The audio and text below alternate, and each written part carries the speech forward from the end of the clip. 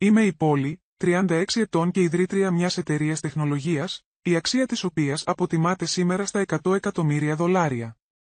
Τη δημιούργησα από το τίποτα, μόνο από μια ιδέα και καθαρή αποφασιστικότητα. Μετά από 12 χρόνια γάμου, ο σύζυγός μου με άφησε για μια άλλη γυναίκα, αλλά η επιχείρησή μου παρέμεινε 100% δική μου. Τουλάχιστον, αυτό πίστευα μέχρι τη μέρα που η νέα του σύζυγος εισέβαλε στη συνεδρίαση του Διοικητικού μου Συμβουλίου, απαιτώντας τα μισά από όλα όσα είχα χτίσει. Αυτό που συνέβη στη συνέχεια άλλαξε τα πάντα. Πριν σας πω πώς χειρίστηκα αυτή την τρελή κατάσταση, ενημερώστε με από που παρακολουθείτε και μην ξεχάσετε να κάνετε like και να εγγραφείτε αν σας αρέσουν οι ιστορίες για γυναίκες που αρνούνται να γίνουν θύματα. Μεγάλωσα σε μια μεσοαστική γειτονιά στο Σιάτλ. Οι γονείς μου ήταν σκληρά εργαζόμενοι άνθρωποι που δεν είχαν ποτέ πολλά από άποψη υλικού πλούτου. Αλλά μου έδωσαν κάτι πολύ πιο πολύτιμο, μου εμφύσισαν την πεποίθηση ότι η μόρφωση και η αποφασιστικότητα μπορούν να ανοίξουν κάθε πόρτα. Ο πατέρας μου εργαζόταν σε μια τοπική τράπεζα και η μητέρα μου δίδασκε τη Δευτέρα τάξη σε ένα δημοτικό σχολείο, αποταμίευαν κάθε δεκάρα που μπορούσαν για να εξασφαλίσουν ότι θα είχα ευκαιρίες που δεν είχαν ποτέ εκείνοι. Οι ηλεκτρονικοί υπολογιστές με γοήτευαν από μικρή ηλικία. Ενώ τα άλλα παιδιά έπαιζαν με κούκλες, εγώ αποσυναρμολογούσα τον οικογενειακό μας υπολογιστή για να δω πώς λειτουργεί. Οι γονείς μου, αν και αρχικά θορυβήθηκαν, τελικά υποστήριξαν την περιέργειά μου. Μέχρι το Λύκειο, έφτιαχνα ιστοσελίδες για τοπικές επιχειρήσεις για να κερδίζω επιπλέον χρήματα.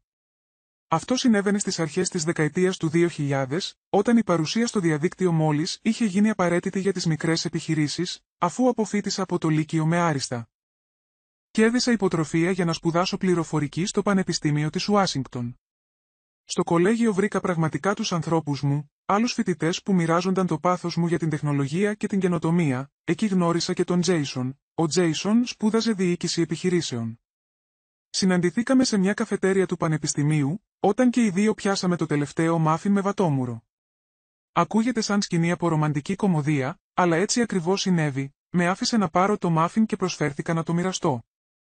Περάσαμε τις επόμενες 4 ώρες μιλώντας για τα όνειρα και τις φιλοδοξίες μας. Ο Τζέισον ήταν γοητευτικός, φιλόδοξος και φαινόταν να ενδιαφέρεται πραγματικά για τις ιδέες μου σχετικά με την τεχνολογία. Μίλησε για το ότι ήθελε να διευθύνει τη δική του επιχείρηση μια μέρα, και εγώ μοιράστηκα τα όνειρά μου για τη δημιουργία λογισμικού που θα έφερνε επανάσταση στον τρόπο λειτουργίας των μικρών επιχειρήσεων. Συμπληρώναμε ο ένας τον άλλον τέλεια. Σκέφτηκα, οι επιχειρηματικές του γνώσεις και οι τεχνικές μου δεξιότητες έμοιαζαν με το τέλειο θεμέλιο για μια σχέση και ενδεχομένως για μια επιχειρηματική συνεργασία. Βγαίναμε ραντεβού καθ' όλη τη διάρκεια των υπόλοιπων κολεγιακών μας χρόνων. Μετά την αποφοίτησή του, ο Τζέισον βρήκε δουλειά σε μια εταιρεία marketing, ενώ εγώ εργάστηκα σε μια εταιρεία τεχνολογίας για να αποκτήσω εμπειρία.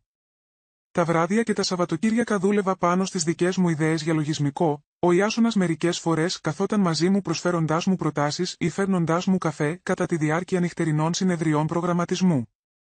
Παντρευτήκαμε 3 χρόνια μετά το κολέγιο, όταν ήμασταν και οι δύο 25 ετών. Τα πρώτα χρόνια του γάμου μας ήταν ευτυχισμένα. Νοικιάσαμε ένα μικρό διαμέρισμα. Κάναμε οικονομίες και στηρίζαμε ο ένας την καριέρα του άλλου. Ο Τζέισον ανέβαινε την εταιρική κλίμακα στην εταιρεία του και εγώ μάθαινα πολύτιμες δεξιότητες στη δουλειά μου στην τεχνολογία. Αλλά από την αρχή ήξερα ότι ήθελα να ξεκινήσω τη δική μου εταιρεία. Η ευκαιρία ήρθε όταν ανέπτυξα ένα λογισμικό διαχείρισης πελατειακών σχέσεων ειδικά σχεδιασμένο για μικρές επιχειρήσεις. Οι υπάρχουσες λύσεις ήταν είτε πολύ ακριβές είτε πολύ περίπλοκες για μικρές επιχειρήσεις. Το λογισμικό μου ήταν προσιτό, διαισθητικό και κάλυπτε ένα κενό στην αγορά. Ήξερα ότι ήταν καιρός να κάνω το άλμα. Το να πείσω τους επενδυτές να χρηματοδοτήσουν μια γυναίκα επιχειρηματία τεχνολογίας δεν ήταν εύκολο. Θυμάμαι ότι ένας επενδυτής ρώτησε αν ο σύζυγός μου θα διαχειριζόταν τις επιχειρηματικές δραστηριότητες, ένας άλλος μου πρότεινε να βρω έναν άντρα συνιδρυτή για να κάνω την εταιρεία πιο ελκυστική στους επενδυτές. Αυτές οι εμπειρίες απλώς ενίσχυσαν την αποφασιστικότητά μου, χωρίς εξωτερική χρηματοδότηση. Χρησιμοποίησα $10.000 από τις οικονομίες μας για να ξεκινήσω την εταιρεία στον γκαράζ μας. Ο Ιάσονας ήταν υποστηρικτικός αλλά επιφυλακτικός. Ανησυχούσε για την οικονομική σταθερότητα και μου πρότεινε να διατηρήσω την καθημερινή μου δουλειά και παράλληλα να αναπτύξω την επιχείρηση στο περιθώριο. Ήξερα όμως ότι η ιδέα μου χρειαζόταν πλήρη δέσμευση. Παραιτήθηκα από τη δουλειά μου και δούλευα 18 ώρες την ημέρα για να ξεκινήσω την εταιρεία. Οι πρώτοι 6 μήνες ήταν σκληροί. Κανένα εισόδημα, αυξανόμενο χρέος από πιστωτικές κάρτες και ο συνεχής φόβος της αποτυχίας, ο Τζέισον ένιωθε όλο και πιο άβολα με την οικονομική μας κατάσταση. Ο υποστηρικτικός σύζυγος που κάποτε μου έφερνε καφέ κατά τη διάρκεια νυχτερινών συνεδριών προγραμματισμού άρχισε να αμφισβητεί κάθε επιχειρηματική μου απόφαση. Παρόλα αυτά, επέμεινα, προσέλαβα τους 5 πρώτους μου πελάτες με καθαρή επιμονή. Καλώντας απευθείας τις επιχειρήσεις και προσφέροντας δωρεάν δοκιμές.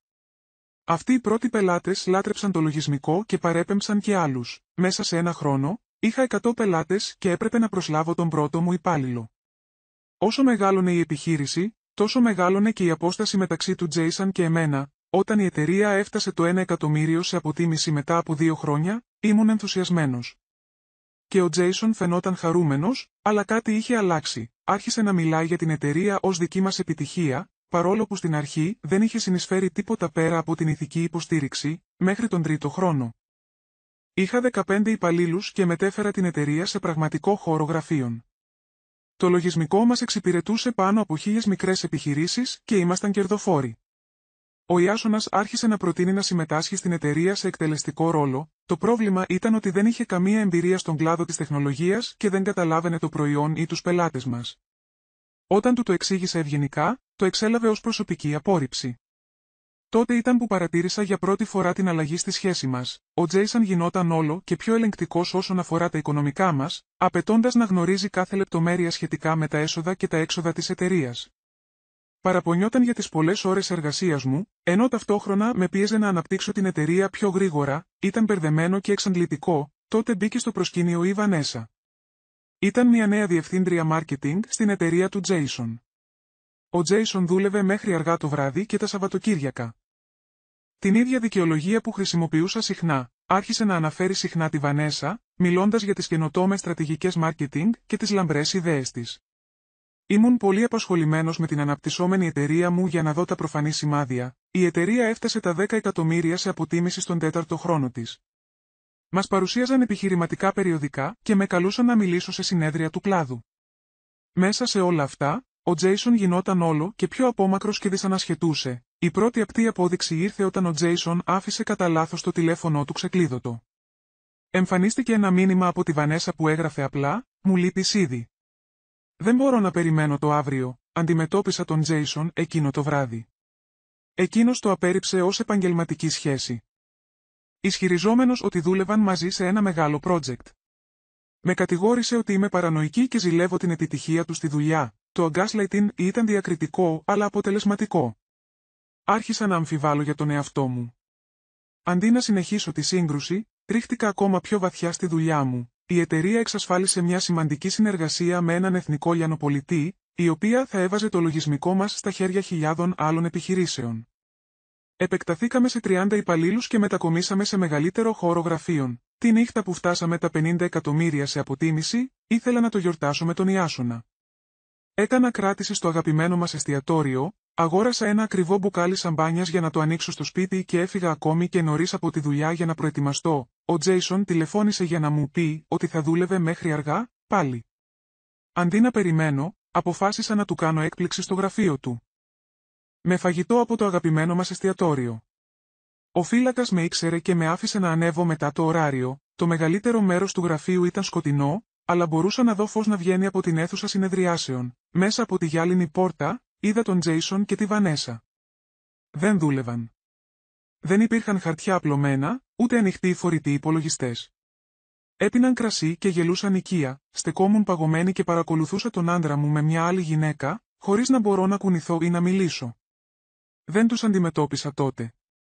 Έφυγα σιωπηλά από το κτίριο, επέστρεψα στο σπίτι και έβαλα στον εαυτό μου ένα ποτήρι από εκείνη την ακριβή σαμπάνια. Μόνη, σκέφτηκα τα επόμενα βήματά μου. Η εταιρεία με χρειαζόταν συγκεντρωμένη και με καθαρό μυαλό. Εκατομμύρια δολάρια και δεκάδες υπάλληλοι εξαρτώνταν από την ηγεσία μου, δεν είχα την πολυτέλεια να καταρρεύσω. Το επόμενο πρωί, έκανα σαν να μην είχε συμβεί τίποτα. Πήγα στη δουλειά. Ηγήθηκα μια συνάντηση για την ανάπτυξη προϊόντων και κάλεσα τους δικηγόρους μας για να συζητήσουμε αθόρυβα πώς να προστατεύσουμε την εταιρεία σε περίπτωση διαζυγίου. Εκείνο το βράδυ, όταν ο Τζέισον γύρισε σπίτι, τον ρώτησα απλώς αν ήθελε να μου πει κάτι. Το πρόσωπό του τα έλεγε όλα, ήξερε ότι τον είχαν πιάσει. Αλλά όταν του περιέγραψα τι ακριβώς είχα δει στο γραφείο του, Η υπεράσπιση του κατέρευσε, υπήρξε μια στιγμή σιωπής πριν παραδεχτεί ότι είχε αισθήματα για τη Βανέσα.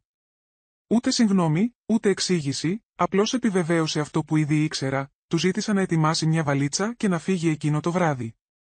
Παραδόξως, δεν αντιστάθηκε. Ήταν σχεδόν σαν να ανακουφίστηκε και η απάτη είχε τελειώσει, κάθισα μόνη στο σαλόνι μας μέχρι την ανατολή του ήλιου, περνώντας μέσα από συναισθήματα, προδοσία, θυμό, θλίψη και παραδόξως μια αίσθηση διάβγειας.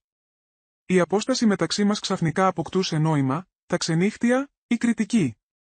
Η δυσαρέσκεια για την επιτυχία μου, όλα αυτά έδειχναν έναν σύζυγο που είχε εγκαταλείψει το γάμο μας εδώ και καιρό. Το επόμενο πρωί, τηλεφώνησα στον δικηγόρο μου. Έπρεπε να καταλάβω τι θα σήμαινε ένα διαζύγιο για την εταιρεία μου. Η ανησυχία ήταν δικαιολογημένη. Ζούσαμε σε μια πολιτεία κοινής περιουσίας, όπου τα περιουσιακά στοιχεία που αποκτήθηκαν κατά τη διάρκεια του γάμου συνήθως μοιράζονται εξίσου. Η εταιρεία είχε ιδρυθεί 2 χρόνια μετά την έναρξη του γάμου μας. Ο δικηγόρος μου εξήγησε ότι, αν και ο νόμος γενικά υποθέτει ότι η μοιρασιά γίνεται 50-50, υπήρχαν παράγοντες που θα μπορούσαν να επηρεάσουν το αποτέλεσμα, το γεγονός ότι ο Ιάσονας δεν είχε εργαστεί ποτέ στην εταιρεία, δεν είχε συνεισφέρει κεφάλαιο και είχε τη δική του ξεχωριστή καριέρα θα λαμβάνονταν υπόψη. Αλλά δεν υπήρχαν εγγύησεις. Εκείνο το απόγευμα έλαβα ένα μήνυμα από τον Τζέισον που ζητούσε να συναντηθούμε και να συζητήσουμε τα επόμενα βήματα. Συμφωνήσαμε να συναντηθούμε σε μια ουδέτερη τοποθεσία. Ένα ήσυχο καφέ στο κέντρο της πόλης. Ο Τζέισον έφτασε με έναν φάκελο εγγράφων. Η καρδιά μου βούλιαξε όταν συνειδητοποίησα ότι είχε ήδη συμβουλευτεί δικηγόρο. Δήλωσε ξεκάθαρα τους όρους του. Ήθελε το 50% της εταιρείας. Το σκεπτικό του ήταν ότι η συναισθηματική και οικονομική υποστήριξή του κατά τα πρώτα χρόνια είχε καταστήσει δυνατή την εταιρεία, όταν επισήμανα ότι με είχε αποθαρρύνει ενεργά από το να παραιτηθώ από τη δουλειά μου για να ξεκινήσω την επιχείρηση. Το απέρριψε ως συνετή προσοχή που θα εξέφραζε κάθε υπεύθυνος σύζυγος, διατήρησα την ψυχραιμία μου, δηλώνοντας απλώς ότι θα αφήναμε τα δικαστήρια να αποφασίσουν. Καθώς σηκώθηκα να φύγω, ο Ιάσονας άρπαξε τον καρπό μου και μου είπε κάτι που δεν θα ξεχάσω ποτέ. Δεν θα ήσουν τίποτα χωρίς εμένα. Η εταιρεία σου δεν θα ήταν τίποτα χωρίς εμένα, εκείνη τη στιγμή. Είδα μια πλευρά του Τζέισον που δεν είχα αναγνωρίσει ποτέ πριν. Η ζήλια και η αξίωση τον είχαν μετατρέψει σε κάποιον που δεν γνώριζα πια. Απομάκρυνα απαλά το χέρι του και απομακρύνθηκα, καλώντας τον δικηγόρο μου από το αυτοκίνητο. Οι επόμενες εβδομάδες ήταν ένας ανεμοστρόβιλος. Ο Τζέισον μετακόμισε με τη Βανέσα, χωρίς καν να προσπαθεί πια να κρύψει τη σχέση τους. Εγώ ρίχτηκα στη συλλογή εγγράφων για την επερχόμενη νομική μάχη, ηλεκτρονικά μηνύματα, οικονομικά αρχεία, εταιρικά έγγραφα, οτιδήποτε θα βοηθούσε να αποδείξω ότι η εταιρεία ήταν αποκλειστικά δικό μου δημιούργημα. Κατά τη διάρκεια αυτής της διαδικασίας, ανακάλυψα κάτι ανησυχητικό. Κάποιος είχε αποκτήσει πρόσβαση σε ευαίσθητα αρχεία της εταιρείας χρησιμοποιώντας τον οικιακό υπολογιστή του Jason, αρχεία που περιείχαν απόρριτες πληροφορίες. Πελατολόγια και χάρτες ανάπτυξης προϊόντων. Οι χρονοσφραγίδες πρόσβασης αντιστοιχούσαν σε βράδια που ο Jason ισχυριζόταν ότι δούλευε μέχρι αργά. Περαιτέρω έρευνα αποκάλυψε ότι παρόμοιες πληροφορίες είχαν σταλεί σε μια εξωτερική διεύθυνση ηλεκτρονικού ταχυδρομείου, μια διεύθυνση που ανήκε σε έναν από τους ανταγωνιστές μας. Κάλεσα αμέσως την ομάδα μου για την ασφάλεια στον κυβερνοχώρο να κλειδώσει όλα τα συστήματα και επικοινώνησα με τον δικηγόρο μου με αυτές τις νέες πληροφορίες. Η διαδικασία διαζυγίου πήρε απροσδόκητη τροπή όταν παρουσιάσαμε στοιχεία ότι ο Ιάσονας είχε ενδεχομένως μοιραστεί εμπιστευτικές πληροφορίες της εταιρείας με ανταγωνιστές. Οι δικηγόροι του αρνήθηκαν επιθετικά τους ισχυρισμούς, αλλά τα ψηφιακά αποδεικτικά στοιχεία ήταν πιστικά. Ο δικαστής διέταξε τη διενέργεια εγκληματολογικής εξέτασης όλων των συσκευών. Τα αποτελέσματα ήταν καταδικαστικά. Ο Jason όχι μόνο είχε αποκτήσει πρόσβαση σε εμπιστευτικές πληροφορίες, αλλά υπήρχαν και μηνύματα ηλεκτρονικού ταχυδρομείου μεταξύ αυτού και ενός ανταγωνιστή που συζητούσαν την αξία των πληροφοριών. Σε μια ιδιαίτερα ενοχοποιητική ανταλλαγή, ο Jason έγραψε: «Η γυναίκα μου δεν γνωρίζει ότι έχω πρόσβαση σε αυτά. Νομίζει ότι η πολύτιμη εταιρεία της είναι όλο δικό της έργο, αλλά μου αξίζει ένα μερίδιο από την αξία της». Αυτή η αποκάλυψη μεταμόρφωσε τη διαδικασία του διαζυγίου. Αυτό που είχε ξεκινήσει ως διαμάχη για την κοινή περιουσία μετατράπηκε σε έρευνα για εταιρική κατασκοπία. Ο δικαστής ήταν αξιοσημείωτα αντιπαθής στους ισχυρισμούς του Jason ότι είχε δικαίωμα στα περιουσιακά στοιχεία της εταιρείας, αφού ήρθαν στο φως στοιχεία για την προδοσία του. Κατά τη διάρκεια όλων αυτών, διατήρησα την προσοχή μου στην εταιρεία. Εφαρμόσαμε νέα πρωτόκολλα ασφαλείας, διαβεβαιώσαμε τους πελάτες για την ασφάλεια των δεδομένων τους και συνεχίσαμε να αναπτυσσόμαστε παρά την αναταραχή. Οι εργαζόμενοι συσπυρώθηκαν γύρω μου. Πολλοί δούλεψαν επιπλέον ώρες για να διασφαλίσουν ότι δεν θα χάσουμε προθεσμίες ή παραδοτέα. Μετά από 6 εξαντλητικούς μήνες νομικών αγώνων, ο δικαστής εξέδωσε απόφαση. Λόγω των ασυνήθιστων περιστάσεων, ιδίως των αποδεικτικών στοιχείων ότι ο Τζέισον προσπαθούσε να βλάψει την εταιρεία, η επιχείρηση θα παρέμενε 100% δική μου ιδιοκτησία. Ο Τζέισον θα λάμβανε το μερίδιό του από τα κοινά προσωπικά μας περιουσιακά στοιχεία, όπως το σπίτι και οι επενδύσεις μας, αλλά η εταιρεία θεωρούνταν χωριστή περιουσία. Ο Τζέισον ήταν έξαλλος. Φώναζε στους δικηγόρους του στο διάδρομο του δικαστηρίου αρκετά δυνατά ώστε να τον ακούσουν όλοι. Ορκίστηκε να ασκήσει έφεση και υποσχέθηκε ότι αυτό δεν είχε τελειώσει. Ο δικηγόρος του, που φαινόταν αμήχανος, τον τράβηξε μακριά από τη σκηνή, 2 εβδομάδες μετά την οριστικοποίηση του διαζυγίου. Ο Τζέισον και η Βανέσα παντρεύτηκαν σε μια μικρή πολιτική τελετή. Το έμαθα μέσω ενός κοινού φίλου που σκέφτηκε ότι έπρεπε να το ξέρω, ένιωσα μόνο ανακούφιση που αυτό το κεφάλαιο της ζωής μου είχε τελειώσει επίσημα, με τις νομικές διαμάχες πίσω μου, επικεντρώθηκα εκ νέου αποκλειστικά στην ανάπτυξη της επιχείρησης. Επεκταθήκαμε σε διεθνείς αγορές, βελτιώσαμε τις προσφορές των προϊόντων μας και αποκτήσαμε 2 μικρότερους ανταγωνιστές. 1 χρόνο μετά το διαζύγιο, πετύχαμε ένα σημαντικό ορόσημο, $100 εκατομμύρια σε αποτίμηση. Το επίτευγμα ήταν γλυκόπικρο. Προσωπικά δεν είχα κανένα να το μοιραστώ, αλλά επαγγελματικά το γιόρτασα με την ομάδα των 80 πλέον υπαλλήλων μου. Κάναμε ένα εταιρικό πάρτι όπου τους ευχαρίστησα όλους που στάθηκαν στο πλευρό της επιχείρησης κατά τη διάρκεια των δύσκολων στιγμών. Για λίγο, φάνηκε ότι τα χειρότερα είχαν περάσει. Τότε ήρθε το τηλεφώνημα από τη βοηθό μου, ο Τζέισον και η Βανέσα εθεάθησαν στο λόμπι του κτηρίου μας, προσπαθώντας να πάρουν άδειες επισκεπτών. Η ασφάλεια τους είχε διώξει σύμφωνα με τις οδηγίες που είχα αφήσει μετά το διαζύγιο, αλλά η βοηθός μου θεώρησε ότι έπρεπε να ξέρω ότι είχαν προσπαθήσει να αποκτήσουν πρόσβαση. Αύξησα τα μέτρα ασφαλείας γύρω από το γραφείο, αλλά υπέθεσα ότι επρόκειτο για ένα μεμονωμένο περιστατικό. Έκανα λάθος. Τις επόμενες εβδομάδες, η Βανέσα τηλεφώνησε επανειλημμένα στο γραφείο προσπαθώντας να προγραμματίσει συναντήσεις μαζί μου με ψευδείς προφάσεις. Ο Τζέισον έστειλε μηνύματα ηλεκτρονικού ταχυδρομείου στα μέλη του Διοικητικού Συμβουλίου, ισχυριζόμενος ότι είχε σημαντικές πληροφορίες σχετικά με την ίδρυση της εταιρείας που έπρεπε να γνωρίζουν. Έδωσα εντολή σε όλους να αγνοήσουν αυτές τις προσπάθειες επικοινωνίας και επικεντρώθηκα σε μια επικείμενη συνάντηση του Διοικητικού Συμβουλίου με διεθνείς επενδυτές. Συζητούσαμε μια πιθανή επέκταση στις ευρωπαϊκές αγορές. Μια κίνηση που θα μπορούσε ενδεχομένως να διπλασιάσει την αποτίμησή μας. Όλα εξελίσσονταν ομαλά μέχρι που έφτασε η ημέρα της συνάντησης. Η συνεδρίαση του Διοικητικού Συμβουλίου είχε προγραμματιστεί για τις 9 π.μ. μιας Τρίτης. Είχαμε προετοιμαστεί επί εβδομάδες δημιουργώντας λεπτομερείς παρουσιάσεις σχετικά με την ανάλυση της αγοράς, τις οικονομικές προβλέψεις και τα χρονοδιαγράμματα υλοποίησης. 6 μεγάλοι επενδυτές είχαν έρθει αεροπορικώς από όλο τον κόσμο. Το διακύβευμα ήταν απίστευτα υψηλό, έφτασα νωρίς για να βεβαιωθώ ότι όλα ήταν τέλεια. Η παρουσίαση ήταν φορτωμένη, το catering είχε παραδώσει πρωινό και κάθε θέση είχε έναν φάκελο με βασικές πληροφορίες. Η εκτελεστική μου ομάδα έφτασε λίγο αργότερα και επανεξετάσαμε τη στρατηγική μας για τελευταία φορά πριν από την άφιξη των επενδυτών. Μέχρι τις 8:55, όλοι είχαν καθίσει γύρω από το μεγάλο τραπέζι συνεδριάσεων στην αίθουσα συνεδριάσεων του τελευταίου ορόφου. Σηκώθηκα για να ξεκινήσω τις εναρκτήριες παρατηρήσεις μου. Καλωσορίζοντας τους καλεσμένους μας και περιγράφοντας τη συναρπαστική ευκαιρία που είχαμε μπροστά μας. Μόλις πέρασα στην πρώτη διαφάνεια της παρουσίασής μου, οι πόρτες της αίθουσας συνεδριάσεων άνοιξαν. Η Βανέσα μπήκε σαν να της ανήκε ο χώρος, φορώντας ένα ακριβό κοστούμι και μια αποφασιστική έκφραση. Ο Τζέισον ακολούθησε ένα βήμα πίσω, δείχνοντας ταυτόχρονα επιθετικός και άβολα. Η αίθουσα σώπασε, καθώς όλα τα κεφάλια στράφηκαν προς τη διακοπή. Δεν θα ξεχάσω ποτέ τα πρώτα λόγια της Βανέσα, συγγνώμη που διακόπτω, αλλά έχουμε μια δουλειά που δεν μπορεί να περιμένει. Είμαστε εδώ για να διεκδικήσουμε αυτό που μας ανήκει δικαιωματικά. Οι επενδυτές έδειχναν μπερδεμένοι. Η εκτελεστική μου ομάδα αντάλλαξε ανήσυχες ματιές. Εγώ έμεινα όρθια, στιγμιαία άφωνη για το θράσος της εισβολής τους. Η Βανέσα συνέχισε να απευθύνεται στην αίθουσα σαν να ήταν προσκεκλημένη. Για όσους δεν με γνωρίζουν, είμαι η Βανέσα Williams, σύζυγος του Jason Parker, του μη αναγνωρισμένου συνιδρυτή αυτής της εταιρείας. Έκανε μια χειρονομία προς τον Jason, ο οποίος έγνεψε άκαμπτα. Ο οικονομικός μου διευθυντής άρχισε να σηκώνεται, πιθανότατα για να καλέσει την ασφάλεια. αλλά του έκανα διακριτικά νόημα να περιμένει.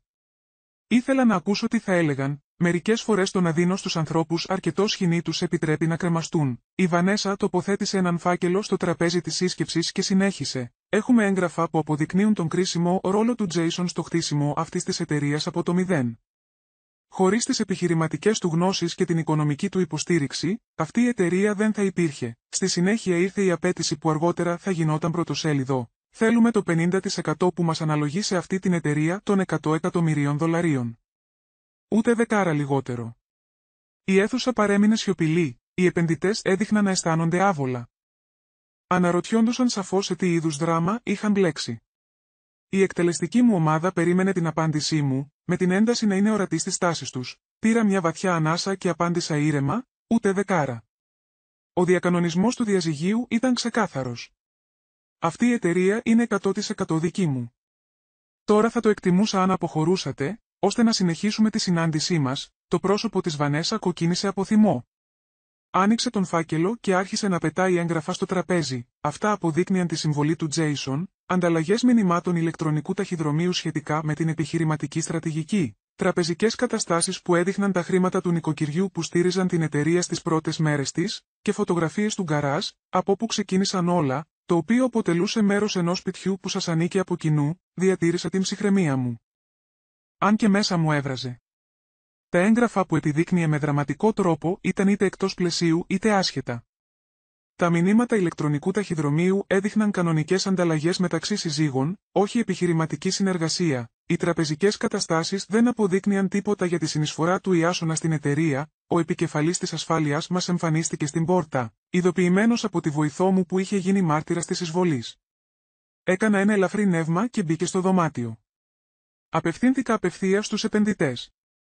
Ζητώ συγγνώμη για την αναστάτωση. Ο πρώην σύζυγός μου και η νέα του σύζυγος δυσκολεύονται να αποδεχτούν την απόφαση του δικαστηρίου για το διαζύγιό μας. Ο δικαστής εξέτασε όλα τα αποδεικτικά στοιχεία και αποφάσισε ότι η εταιρεία είναι αποκλειστικά δική μου ιδιοκτησία. Δεν θα σας έφερνα ποτέ σε μια επιχείρηση με αμφισβητούμενη ιδιοκτησία. Η Βανέσα δεν πτωήθηκε. Απευθύνθηκε στους επενδυτές. Σας είπε πως έδιωξε τον Jason. Πώς πήρε τις ιδέες του και τις διεκδίκησε ως δικές της. Σας είπε για τις θυσίες που έκανε εκείνος για να μπορεί εκείνη να το παίζει επιχειρηματίας. Ο Jason μίλησε τελικά, με τη φωνή του λιγότερο σίγουρη από τη φωνή της Βανέσα. Ήμουν εκεί από την πρώτη μέρα. Υποστήριξα την εταιρεία με το εισόδημά μου, ενώ έχανε χρήματα. Μου αξίζει αναγνώριση και αποζημίωση, έκανα νόημα στην ασφάλεια. Παρακαλώ, συνοδέψτε έξω αυτά τα άτομα. Δεν είναι ευπρόσδεκτη εδώ. Καθώς η ασφάλεια πλησίαζε, η Βανέσα γινόταν όλο και πιο ταραγμένη. Αυτό δεν έχει τελειώσει. Θα το πάμε στα μέσα ενημέρωσης, θα κάνουμε ξανά μήνυση. Όλοι θα μάθουν την αλήθεια για την Πόλη Πάρκερ και πως έχτισε την επιτυχία της πάνω στην κλοπή και τα ψέματα. Ο Jason την έπιασε από το χέρι, προσπαθώντας φαινομενικά να την ηρεμήσει, αλλά εκείνη τον αποτείναξε.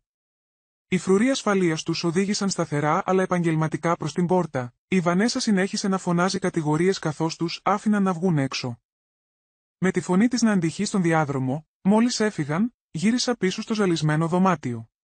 Ζητώ συγγνώμη για αυτό το απροσδόκητο δράμα.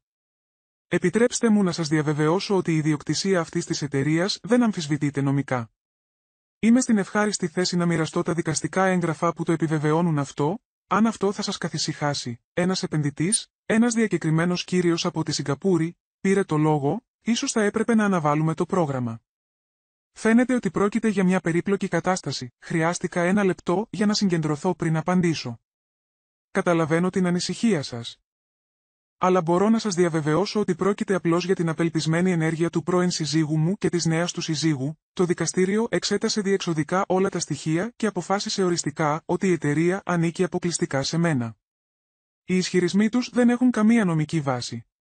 Θα ήμουν ευτυχής αν οι δικηγόροι μας παρήχαν έγγραφα που να το επιβεβαιώνουν αυτό. Ο επικεφαλής νομικός μου πρόσθεσε, εγώ προσωπικά χειρίστηκα τη διαδικασία του διαζυγίου. Ο δικαστής ήταν σαφής ότι η εταιρεία ανήκει εξ ολοκλήρου στην πόλη. Δεν υπάρχει καμία νομική βάση για οποιαδήποτε αξίωση μπορεί να προβάλλουν. Σταδιακά, η ένταση στην αίθουσα υποχώρησε. Επιστρέψαμε στην παρουσίασή μας, αν και μπορούσα να καταλάβω ότι οι επενδυτές εξακολουθούσαν να επεξεργάζονται αυτό που είχαν παρακολουθήσει. Προς τιμήν τους, ασχολήθηκαν επαγγελματικά με τα σχέδια επέκτασής μας. κάνοντας προσεκτικές ερωτήσεις σχετικά με τις στρατηγικές εισόδου στην αγορά και τις προβλέψεις εσόδων, στο τέλος της συνάντησης. Είχαμε προσωρινές συμφωνίες με 4 από τους 6 επενδυτές.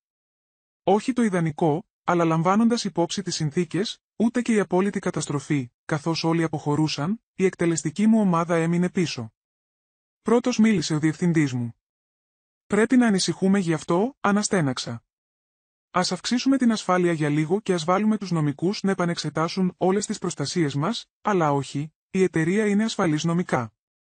Αυτό ήταν ένα απελπισμένο κόλπο, αφού έφυγαν όλοι, κάθισα μόνο στην αίθουσα συνεδριάσεων, αναπαράγοντας στο μυαλό μου την αντιπαράθεση. Η έκφραση δικαιώματος στο πρόσωπο της Βανέσα, η αδυναμία στη στάση του Τζέισον, κι ήταν απελπισμένη, πράγμα που τους έκανε απρόβλεπτους, εκείνο το βράδυ. Κάλεσα τον επικεφαλής ασφαλείας μας και ζήτησα πρόσθετα μέτρα σε όλες τις εγκαταστάσεις της εταιρείας. Ζήτησα επίσης από το τμήμα πληροφορικής μας να επανεξετάσει τα πρωτόκολλα κυβερνοασφάλειας. Κάτι μου έλεγε ότι αυτή η αντιπαράθεση ήταν μόνο η αρχή. Το ένστικτό μου αποδείχθηκε σωστό όταν το τηλέφωνό μου χτύπησε στις 11:30 εκείνο το βράδυ. Ήταν ένας αριθμός που δεν αναγνώρισα, αλλά απάντησα ούτως ή άλλως, ήταν η Βανέσα. Νομίζεις ότι κέρδισε σήμερα, αλλά αυτό είναι μόνο η αρχή. Δεν έχεις ιδέα γιατί είμαστε ικανοί, έπρεπε να το κλείσω, αλλά η περιέργεια με κυρίευσε. Τι ακριβώς ελπίζετε να πετύχετε, τα δικαστήρια αποφάσισαν, η εταιρεία είναι δική μου, το γέλιο της ήταν ψυχρό. Τα δικαστήρια μπορεί να κάνουν λάθος, και μερικές φορές η δικαιοσύνη απονέμεται έξω από την αίθουσα του δικαστηρίου, η υπονοούμενη απειλή με ανατρίχιασε. Είναι αυτό απειλή, Βανέσα, γιατί το να με απειλείς δεν είναι πραγματικά προς το συμφέρον σου. Θα δεις. Απάντησε πριν κλείσει το τηλέφωνο, κάλεσα αμέσως την ομάδα ασφαλείας μου για να την ειδοποιήσω για το τηλεφώνημα και επικοινώνησα με τον δικηγόρο μου για να καταγράψω την αλληλεπίδραση. Στη συνέχεια προσπάθησα να κοιμηθώ, αλλά τα λόγια της Βανέσα εξακολουθούσαν να αντιχούν στο μυαλό μου. Μερικές φορές η δικαιοσύνη συμβαίνει εκτός δικαστηρίου, διπλασίασα την ασφάλεια στο σπίτι και το γραφείο μου, αλλά εξακολουθούσα να αισθάνομαι άβολα. Τι σχεδίαζαν, πόσο μακριά θα έφταναν, τα ερωτήματα με κράτησαν ξύπνια σχεδόν όλη τη νύχτα και τελικά εγκατέλειψα τον ύπνο γύρω στις 5 το πρωί. Εξετάζα το υλικό ασφαλείας από το κτίριο του γραφείου μας όταν το τηλέφωνό μου χτύπησε ξανά στις 6:15 π.μ. Ήταν πάλι η Βανέσα. «Κάψαμε την εταιρεία σας», είπε. Με τη φωνή της τρομακτικά ήρεμη. «Καλή τύχη με τους επενδυτές σου τώρα», η καρδιά μου σχεδόν σταμάτησε στα λόγια της Βανέσα. «Κάψαμε την εταιρεία σου».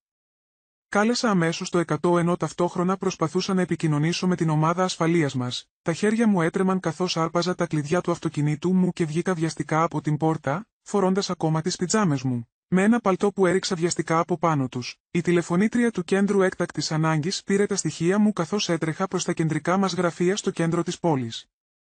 Εξήγησα ότι είχα λάβει μια απειλή και τώρα έναν ισχυρισμό ότι η επιχείρησή μου είχε πυρποληθεί. Με διαβεβαίωσαν ότι τα πυροσβεστικά συνεργεία θα στέλνονταν αμέσως, καθώς οδηγούσα, τηλεφώνησα στον υπεύθυνο τεχνολογίας μου, ο οποίος έμενε πιο κοντά στο γραφείο. «Ξύπνα Μάρκ, κάποιος μπορεί να έβαλε φωτιά στο κτίριο.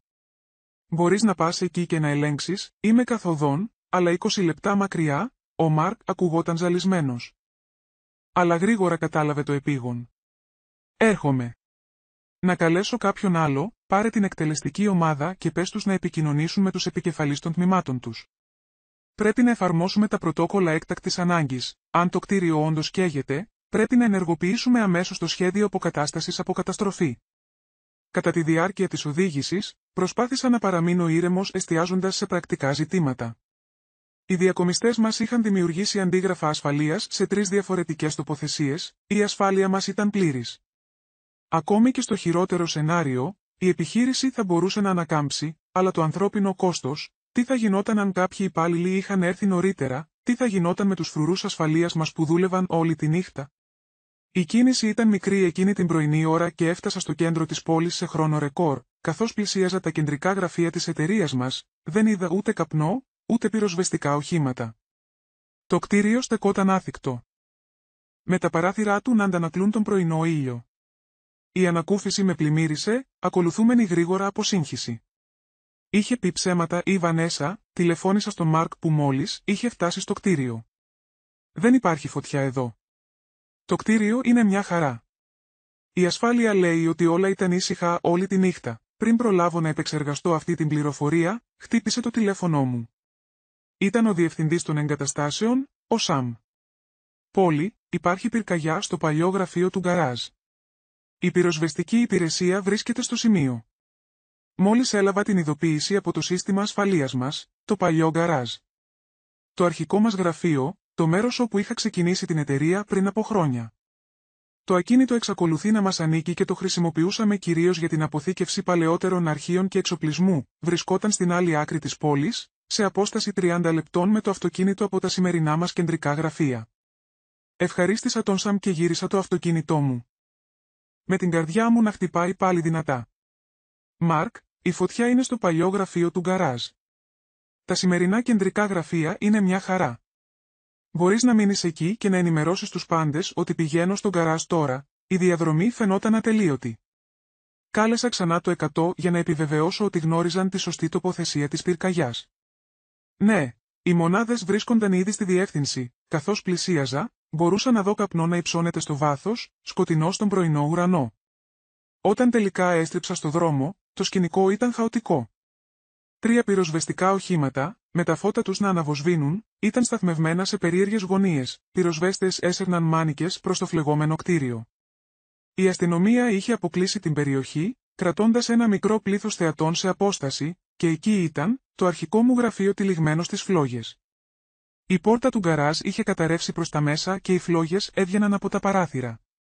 Μαύρος καπνός υψωνόταν προς τα πάνω. Μεταφέροντας μαζί του τη μυρωδιά καμένου πλαστικού και χαρτιού, ήταν ταυτόχρονα τρομακτικό και μαγευτικό.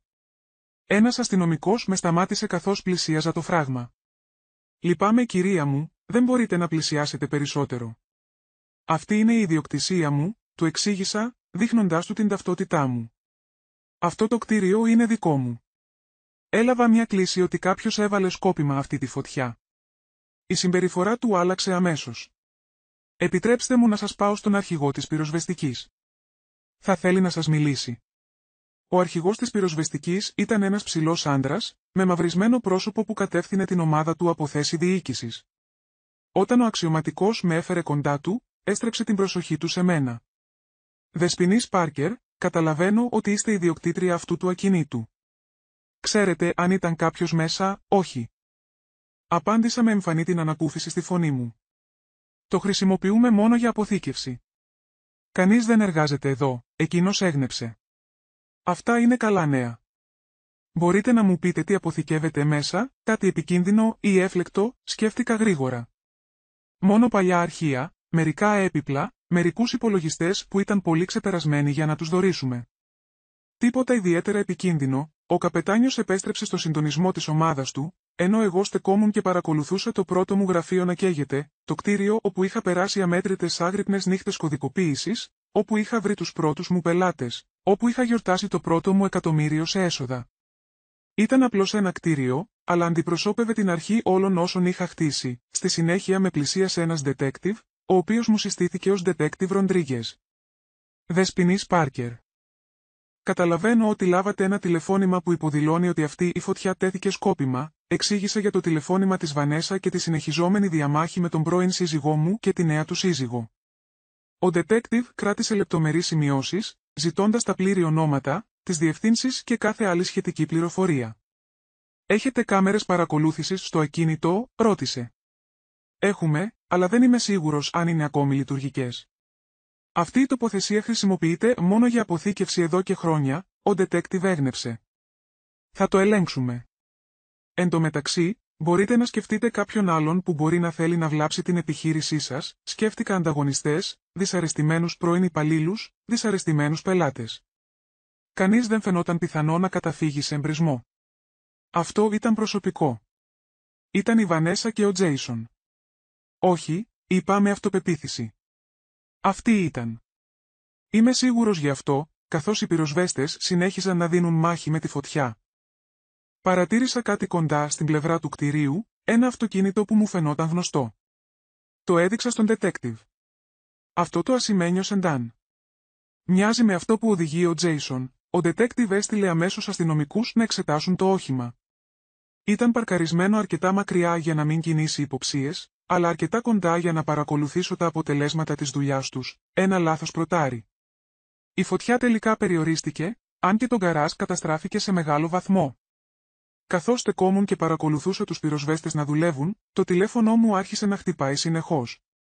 Τα νέα για τη φωτιά είχαν εξαπλωθεί, μέλη του Διοικητικού Συμβουλίου, εργαζόμενοι και επενδυτές ήθελαν πληροφορίες. Απομακρύνθηκα για να απαντήσω στις κλήσεις, διαβεβαιώνοντας όλους ότι οι κύριες δραστηριότητες μας δεν επηρεάστηκαν. Αυτό ήταν ένα μεμονωμένο περιστατικό σε μια αποθήκη, όχι στα κεντρικά μας γραφεία, οι εργασίες θα συνεχίζονταν κανονικά, όταν επέστρεψα. Ο detective είχε νέα. Το ασημίσεντάν ήταν καταχωρημένο στον Jason Parker, είπε, κρατώντας μια τσάντα αποδεικτικών στοιχείων που περιείχε άδεια δοχεία βενζίνης. Υπάρχει μια ευδιάκριτη μυρωδιά αρώματος πάνω τους. Μάλλον ακριβό άρωμα, υποθέτω, κατσουφιάστηκα. Η Βανέσα φορούσε ένα χαρακτηριστικό γαλλικό άρωμα. Ήταν μία από τις ματαιοδοξίες της. Συχνά είχε σχολιάσει ότι ήταν ειδικά φτιαγμένο μόνο για εκείνη, ο detective συνέχισε, εξετάζουμε τον τόπο του εγκλήματος για δακτυλικά αποτυπώματα και άλλα στοιχεία. Μια κοντινή επιχείρηση είχε κάμερες ασφαλείας που μπορεί να έχουν καταγράψει πλάνα των υπόπτων. Θα επανεξετάσουμε το υλικό αυτό αμέσως, έδωσα στοιχεία επικοινωνίας για την ομάδα ασφαλείας της εταιρείας μας, η οποία θα συνεργαστεί πλήρως με την έρευνα, καθώς ετοιμαζόμουν να φύγω, ο detective έδωσε κάποιες συμβουλές. Δεσποινής Πάρκερ, δεδομένων των περιστάσεων, ίσως θα θέλατε να σκεφτείτε το ενδεχόμενο πρόσθετης ασφάλειας για τον εαυτό σας. Όχι μόνο για την επιχείρησή σας, έκανα ένα νεύμα, με την πραγματικότητα της κατάστασης να γίνεται κατανοητή. Η Βανέσα και ο Τζέισον είχαν περάσει τα όρια από την παρενόχληση στην εγκληματική δραστηριότητα, είχαν καταστρέψει περιουσία και θα μπορούσαν ενδεχομένως να είχαν βλάψει ανθρώπους αν η φωτιά είχε εξαπλωθεί σε γειτονικά κτίρια, επιστρέφοντας στο σπίτι μου. Τηλεφώνησα στη βοηθό μου για να ακυρώσω όλες τις συναντήσεις μου για σήμερα. Χρειαζόμουν χρόνο για να επεξεργαστώ αυτό που συνέβη και να αναπτύξω μια στρατηγική αντίδρασης. Όταν έφτασα στο σπίτι, ενεργοποίησα αμέσως το σύστημα συναγερμού και έλεγξα ότι όλες οι πόρτες και τα παράθυρα ήταν ασφαλισμένα, το τηλέφωνό μου χτύπησε ξανά. Ήταν το κεντρικό μας γραφείο. Πόλη, τηλεφωνούν οι επενδυτές. Έχουν δει ειδήσεις για μια πυρκαγιά σε μια εγκατάσταση της εταιρείας. Ανησυχούν. Πες τους ότι θα κανονίσω μια τηλεδιάσκεψη για το μεσημέρι για να απαντήσω σε όλες τις ερωτήσεις τους, τους έδωσα οδηγίες. Τόνισε ότι οι κύριες δραστηριότητες μας δεν επηρεάζονται καθόλου και ότι φαίνεται να πρόκειται για μια στοχευμένη επίθεση που σχετίζεται με την προσωπική μου κατάσταση και όχι με κάποιο επιχειρηματικό ζήτημα. Αφού έκλεισα το τηλέφωνο, κάθισα στο τραπέζι της κουζίνας μου και έβαλα το κεφάλι μου στα χέρια μου.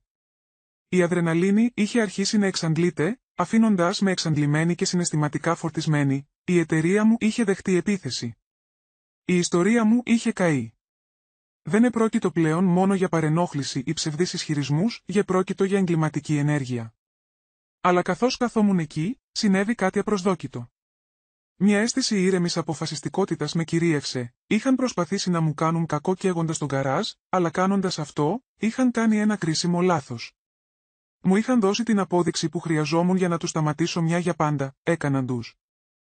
Ντύθηκα επαγγελματικά και προετοιμάστηκα για τη βιντεοδιάσκεψη με τους επενδυτές. Μέχρι να καθίσω μπροστά στον υπολογιστή μου, είχα ένα σαφές σχέδιο στο μυαλό μου. Η Βανέσα και ο Τζέισον μόλις μου είχαν δώσει τα μέσα για να τερματίσω οριστικά τις απειλές τους.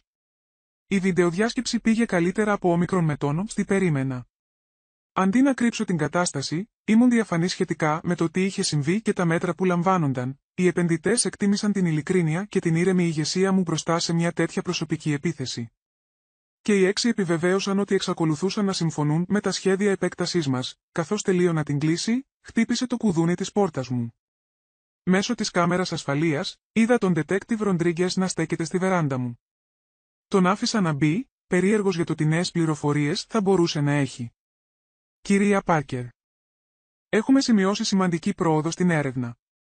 Το υλικό από την κάμερα ασφαλείας της γειτονικής επιχείρησης δείχνει ξεκάθαρα 2 άτομα που ταιριάζουν στις περιγραφές του Jason Parker και της Vanessa Williams να μπαίνουν στην ιδιοκτησία σας περίπου στις 3 τα ξημερώματα. Μεταφέρουν κάτι που φαίνεται να είναι δοχεία βενζίνης. 45 λεπτά αργότερα, τους βλέπουμε να επιστρέφουν τρέχοντας στο ασημί Σεντάν και να απομακρύνονται. Λίγο αργότερα, είναι ορατά τα πρώτα σημάδια φωτιάς, η ανακούφιση και η δικαίωση με κατέκλυσαν. Έχετε αρκετά στοιχεία για να τους συλλάβετε, εκείνος έγνεψε. Παίρνουμε τώρα εντάλματα σύλληψης. Ήθελα να σας ενημερώσω προσωπικά και να σας ρωτήσω αν έχετε βιώσει πρόσθετες απειλές ή επαφές από αυτούς μετά τη φωτιά. Μόνο οι επενδυτές τηλεφωνούν αφού είδαν τα δελτία ειδήσεων, απάντησα. Αλλά τίποτα απευθείας από τον Τζέισον ή τη Βανέσα, ο detective μου έδωσε τον απευθείας αριθμό του και με διαβεβαίωσε ότι θα με κρατούσαν ενήμερο για την υπόθεση. Καθώς έφυγε, ένιωσα ένα βάρος να σηκώνεται. Θα συλλαμβάνονταν. Θα υπήρχαν συνέπειες για τις πράξεις τους, αλλά ήξερα ότι οι νομικές συνέπειες μπορεί να μην ήταν αρκετές. Έπρεπε να διασφαλίσω ότι δεν θα μπορούσαν ποτέ ξανά να απειλήσουν εμένα ή την εταιρεία μου. Χρειαζόμουν μια πιο ολοκληρωμένη στρατηγική και άρχισα να τη διαμορφώνω. Το πρωί μετά την πυρκαγιά, συγκάλεσα έκτακτη σύσκεψη με την εκτελεστική μου ομάδα και το νομικό μου τμήμα. Συγκεντρωθήκαμε στην αίθουσα συνεδριάσεων των κεντρικών μας γραφείων. Την ίδια αίθουσα όπου η Βανέσα και ο Τζέισον είχαν κάνει τη δραματική εμφάνισή τους λίγες ημέρες νωρίτερα. Ξεκίνησα τη σύσκεψη ενημερώνοντας τους πάντες για την έρευνα σχετικά με την πυρκαγιά και τις επικείμενες συλλήψεις. Η επικεφαλής νομικός μας Άρα κρατούσε λεπτομερείς σημειώσεις καθώς μιλούσα, όταν τελείωσα. Ήταν η πρώτη που απάντησε. Αυτό μας δίνει λόγους για περιοριστικά μέτρα, ποινικές διώξεις και αστικές αγωγές για αποζημιώσεις. Μπορούμε να διασφαλίσουμε ότι δεν θα ξαναπλησιάσουν ποτέ εσάς ή την εταιρεία, ο επικεφαλής της ασφάλειάς μας, ο Ρόμπερτ, πρόσθεσε. Πρέπει να εφαρμόσουμε άμεσα ολοκληρωμένα πρωτόκολλα ασφαλείας σε όλες τις εγκαταστάσεις. Συστήματα με κάρτες πρόσβασης, πρόσθετο προσωπικό ασφαλείας με κάμερες στις εισόδους, κούνησα το κεφάλι μου συμφωνώντας, και στη συνέχεια μοιράστηκα την αναπτυσσόμενη στρατηγική μου. Θέλω να κάνω περισσότερα από το να αντιδράσω απλώς αμυντικά. Θέλω να δώσω ένα οριστικό τέλος. Κατά τη διάρκεια των επόμενων 2 ωρών, αναπτύξαμε μια πολυδιάστατη προσέγγιση. Η νομική ομάδα θα ακολουθούσε όλα τα διαθέσιμα ένδικα μέσα, η ασφάλεια θα ενίσχυε την προστασία των ανθρώπων και των εγκαταστάσεών μας και εγώ θα εργαζόμουν με μια μικρή, έμμυστη ομάδα σε ένα ειδικό σχέδιο, μετά τη συνάντηση. Η Σάρα έμεινε πίσω με 3 από τους πιο έμπιστους δικηγόρους μας. Θέλω να επανεξετάσετε κάθε έγγραφο που υπέγραψε ποτέ ο Τζέισον κατά τη διάρκεια του γάμου μας, ιδίως όμικρον με τόνο, τι σχετίζεται με την εταιρεία. Η ομάδα έπιασε αμέσως δουλειά, χτενίζοντας έγγραφα ετών. Αργά το απόγευμα, η Σάρα επέστρεψε στο γραφείο μου με ένα θριαμβευτικό χαμόγελο. Βρήκαμε κάτι. Κατά τη διάρκεια του δεύτερου γύρου της χρηματοδότησής σας, ο Τζέισον υπέγραψε ένα έντυπο συγκατάθεσης του συζύγου που περιλάμβανε μια ρήτρα παραίτησης από κάθε μελλοντική αξίωση ιδιοκτησίας της εταιρείας. Ήταν ένα τυπικό έντυπο που απαιτούσαν οι επενδυτές μας, αλλά η σημασία του τώρα είναι τεράστια. Εξέτασα το έγγραφο και θυμήθηκα την ημέρα που το είχε υπογράψει ο Τζέισον. Είχε παραπονεθεί για τη γραφειοκρατία, αλλά το υπέγραψε ούτως ή άλλως. Χωρίς να μπει στον κόπο να διαβάσει τις λεπτομέρειες, αυτό το μοναδικό έγγραφο υπονόμευε όλα όσα ισχυρίζονταν τώρα η Βανέσα και ο Τζέισον, αλλά υπήρχαν και άλλα. Η ομάδα ασφαλείας πληροφορικής μας είχε εξετάσει παλιά μηνύματα ηλεκτρονικού ταχυδρομείου της εταιρείας στο πλαίσιο της έρευνάς μας, ανακάλυψαν κάτι ενδιαφέρον, μηνύματα ηλεκτρονικού ταχυδρομείου που είχε στείλει ο Τζέισον πριν από χρόνια, στα οποία αναγνώριζε ρητά ότι η εταιρεία ήταν αποκλειστικά δικό μου δημιούργημα. Σε ένα ιδιαίτερα καταδικαστικό email προς τον φίλο του, ο Τζέισον είχε γράψει: «Η πόλη αυτοκτονεί, χτίζοντας αυτή την εταιρεία. Της λέω να προσλάβει περισσότερη βοήθεια, αλλά επιμένει να τα κάνει όλα μόνη της. Είναι το μωρό της 100%. Απλά προσπαθώ να μην μπλέκομαι στα πόδια της». Αυτές οι ανακαλύψεις ήταν πολύτιμες. Αλλά ήθελα να καταλάβω τι οδηγούσε τη Βανέσα και τον Τζέισον στις απελπισμένες πράξεις τους. Προσέλαβα μια εταιρεία ιδιωτικών ερευνών για να εξετάσει διακριτικά την οικονομική τους κατάσταση. Τα αποτελέσματα ήταν διαφωτιστικά, ο Τζέισον και η Βανέσα είχαν μεγάλο χρέος. Είχαν αγοράσει φθηνά πολυτελή αυτοκίνητα και είχαν κάνει πλούσιες διακοπές, όλα χρηματοδοτημένα με δάνεια. Η καριέρα του Τζέισον στο μάρκετινγκ είχε σταματήσει και η Βανέσα είχε πρόσφατα απολυθεί, αντιμετώπιζαν πιθανή πτώχευση, εκτός αν έβρισκαν μια σημαντική εισρωή μετρητών. Η εικόνα ήταν ξεκάθαρη. Η επιδίωξή τους για την εταιρεία μου δεν αφορούσε τη δικαιοσύνη ή την αναγνώριση, τα αφορούσε τα χρήματα, καθαρά και εξάστερα, ήταν απελπισμένοι, πράγμα που τους έκανε επικίνδυνους, αλλά και προβλέψιμους, με αυτή την κατανόηση. Συνεργάστηκα με την ομάδα ασφαλείας μας για να οργανώσω την παρακολούθηση των λογαριασμών του Τζέισον και της Βανέσα στα μέσα κοινωνικής δικτύωσης και των δημόσιων δραστηριοτήτων τους. Ανακαλύψαμε ότι η Βανέσα είχε αναρτήσει συγκαλυμμένες απειλές στο διαδίκτυο, συμπεριλαμβανομένης μιας που έγραφε: «Μερικοί άνθρωποι νομίζουν ότι είναι ανέγκυχτοι επειδή έχουν χρήματα και δικηγόρους, αλλά το κάρμα έχει τον τρόπο του να καίει όμικρον με τόνο, τι εκτιμούν περισσότερο». Η ανάρτηση είχε γίνει μια μέρα πριν από την πυρκαγιά. Άλλο ένα στοιχείο για την εισαγγελία. Βρήκαμε επίσης ότι η Βανέσα είχε ιστορικό παρόμοια συμπεριφοράς. Η προηγούμενη σχέση της είχε τελειώσει με περιοριστικά μέτρα εναντίον της, αφού είχε βανδαλίσει το αυτοκίνητο του πρώην φίλου της και είχε παρενοχλήσει τη νέα του φίλη. Αυτό το μοτίβο συμπεριφοράς θα ενίσχυε περαιτέρω την υπόθεσή μας. Ενώ οι νομικές ομάδες και οι ομάδες ασφαλείας δούλευαν πάνω στις δικές τους πτυχές του σχεδίου. Εγώ επικεντρώθηκα στη δημιουργία μιας παγίδας. Διέρευσα πληροφορίες μέσω ενός προσεκτικά επιλεγμένου υπαλλήλου που ήταν γνωστό ότι ήταν φίλος με κάποιον από το γραφείο του Jason. Οι πληροφορίες αφορούσαν ένα επερχόμενο φιλανθρωπικό γκαλά της εταιρείας, μια κομψή εκδήλωση όπου θα φιλοξενούσαμε σημαντικούς πελάτες και επενδυτές. Ήξερα ότι η Βανέσα δεν θα μπορούσε να αντισταθεί σε μια τέτοια δημόσια ευκαιρία για να με αντιμετωπίσει ξανά. Η εκδήλωση θα είχε αυστηρή ασφάλεια και κάθε στιγμή θα καταγραφόταν. Αν έτρωγε το δόλωμα, θα έμπαινε σε μια προσεκτικά ενορχιστρωμένη κατάσταση που είχε σχεδιαστεί για να εκθέσει τη συμπεριφορά της μια για πάντα. Το φιλανθρωπικό γκαλά ήταν προγραμματισμένο για 2 εβδομάδες μακριά. Κατά τη διάρκεια αυτής της περίοδου, η αστυνομική έρευνα συνεχιζόταν. Ο Detective Rodriguez με ενημέρωσε ότι είχαν λάβει εντάλματα έρευνας για το σπίτι και τα οχήματα του Jason και της Βανέσα. Από τις έρευνες προέκυψαν πρόσθετα στοιχεία. Αποδείξεις για τις αγορές βενζίνης, ρούχα που μύριζαν καπνό και επιταχυντικά, και το πιο επιβαρυντικό απ' όλα, φωτογραφίες του φλεγόμενου γκαράζ στο τηλέφωνο της Βανέσα. Παρά τις αυξανόμενες αποδείξεις, ο εισαγγελέας προχωρούσε προσεκτικά. Τόσο ο Jason όσο και η Βανέσα είχαν προσλάβει ακριβούς δικηγόρους ποινικής υπεράσπισης, οι οποίοι υποστήριζαν ότι τα στοιχεία ήταν έμεσα, δεν είχαν ακόμη συλληφθεί, γεγονός που με απογοήτευε. Συναντήθηκα με τον εισαγγελέα προσωπικά για να πιέσω για δράση. Μου εξήγησε την πολυπλοκότητα της υπόθεσης και με διαβεβαίωσε ότι έχτιζαν μια στέρεη υπόθεση που θα άντεχε στις νομικές αμφισβητήσεις. Οι ασθενείς που συμβούλευσε θα έφερναν καλύτερα αποτελέσματα από το να βιαστούμε να συλλάβουμε. Εν τω μεταξύ, προετοιμάσαμε σχολαστικά το φιλανθρωπικό γκαλά. Εξετάστηκε κάθε λεπτομέρεια. Από την τοποθέτηση της ασφάλειας μέχρι την τοποθέτηση της κάμερας, προσλάβαμε επιπλέον προσωπικό ασφαλείας με πολιτικά που θα αναμειγνύονταν με τους καλεσμένους. Η είσοδος και η έξοδος θα παρακολουθούνταν. Ο κατάλογος των καλεσμένων ελέγχθηκε προσεκτικά με συγκεκριμένες οδηγίες ότι ο Jason και η Βανέσα Πόρκαρ δεν θα γίνονταν δεκτοί σε καμία περίπτωση. Ωστόσο, αναμέναμε ότι θα προσπαθούσαν να χρησιμοποιήσουν ψεύτικα ονόματα ή άλλα μέσα για να εισέλθουν. Η ασφάλεια είχε ενημερωθεί με τις φωτογραφίες τους και είχε δοθεί εντολή να με ειδοποιήσει αμέσως αν τους εντοπίσει. Το βράδυ πριν από τον γκαλά, συναντήθηκα με την εκτελεστική μου ομάδα για μια τελική ανασκόπηση των σχεδίων μας. Ο επικεφαλής marketing, ο οποίος επέβλεπε την εκδήλωση, με διαβεβαίωσε ότι όλα ήταν έτοιμα, τα στοιχεία που είχαμε συγκεντρώσει. Τα περιοριστικά μέτρα που είχαμε καταθέσει και τα μέτρα ασφαλείας για τον γκαλά αποτελούσαν μια ολοκληρωμένη στρατηγική για να τερματίσουμε την εκστρατεία του Jason και της Βανέσα εναντίον μου. Εκείνο το βράδυ, κοιμήθηκα ήσυχα για πρώτη φορά μετά από εβδομάδες. Όμικρον με τόνο, τι και αν συνέβαινε στον γκαλά, ήμουν προετοιμασμένη. Είχαμε μετατρέψει την απελπισία τους σε μια ευκαιρία να λύσουμε αυτή την κατάσταση μια για πάντα. Το πρωί του γκαλά, έλαβα ένα τηλεφώνημα από τον Detective Rodriguez. Παρακολουθούσαμε τις επικοινωνίες τους στο πλαίσιο της έρευνάς μας. Σίγουρα σχεδιάζουν να παρευρεθούν στην εκδήλωσή σας απόψε. Προσέξτε, δεσποινής Πάρκερ, ακούγονται απελπισμένοι.